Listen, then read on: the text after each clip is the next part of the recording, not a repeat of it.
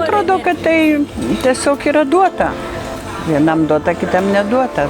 Mano tėvai buvo labai energingi ir abudu pragyveno beveik iki 100 metų, taip kad turbūt, kad čia genai yra. Nu ir be abejo, tas noras viską pamatyti, viską sužinoti, domėjimasis. Svarbu neatsilikti nuo to tempo, kurį diktuoja gyvenimas.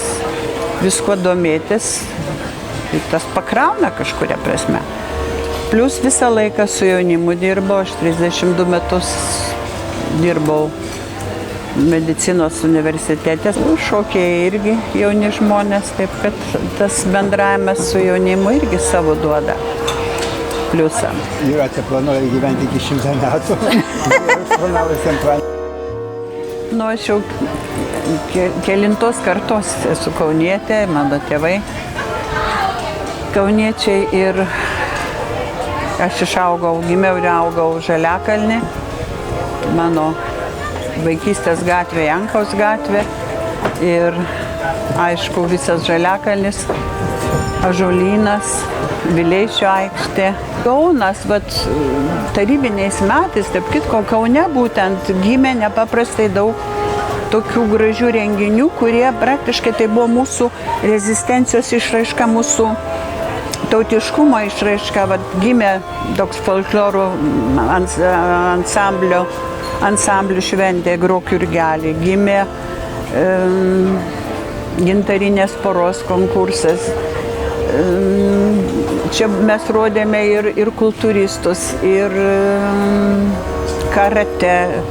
Žodžiu, čia vyko nepaprastai daug įvairiausių renginių. Poezijos pavasaris irgi būtent Kaune prasidėjo. Ir tai buvo mūsų tautiškumo ir mūsų tapatybės išraiška. Praktiškai čia koncentravosi visas mūsų inteligentija. Čia mėgdavo vakarais pasivaikščioti Kauno tą Laisvės alėją. Ir čia galima būdavo sutikti ir Kiprą Petrauską, ir mūsų tenorą garsųjį dailininką, scenografą Truikį su Rakauskaitė, su jo žmona solistė. Nu, čia daug žvaigždžių vaikščiojo, Kaniava, Noreika. Žodžiu, nuostabu buvo. Tai irgi mūsų viena iš tokių idėjų buvo parodyti Kauną pasauliui, nes praktiškai Kaunas kaip karinis kažkuria prasme miestas buvo uždaras ir užsieniečiams įvažiuoti buvo reikalaujama specialių leidimų, tarp kitko. Mes organizuodavom ekskursijas po Kauno miestą, kada važiuodavo teisėjams, užsienio šokėjams, o kviesdavomės šalių čempionus, Europos, pasaulio čempionus. Čia šoko ir Didžiosios Britanijos, Jungtinių Amerikos valstybių čempionus. Stengiamės jiems parodyti, kad yra toks Kaunas, yra Lietuva. Mėgstu posakį, kad nestovėkim po medžiu, nebūkim abejingi, nepareikim pro šalį, jeigu matom kažkas negero. Kad ir numestas, pavyzdžiui, ant švarių grindų numestas kažkoks popiergalis, pakelkime.